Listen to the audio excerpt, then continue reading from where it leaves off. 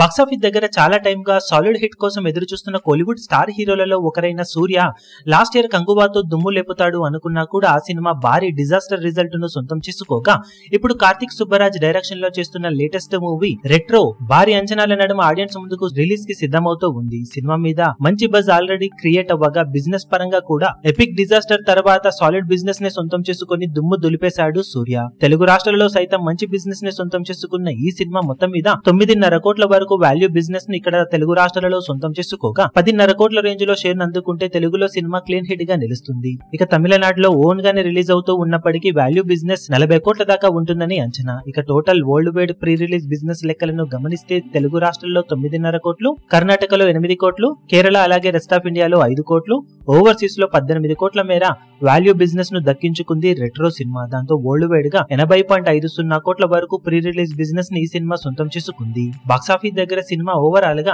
82 కోట్ల రేంజ్ లో షేర్ ను కనుక అందుకుంటే క్లీన్ హిట్ గా నిలుస్తుంది వరల్డ్ వైడ్ గా.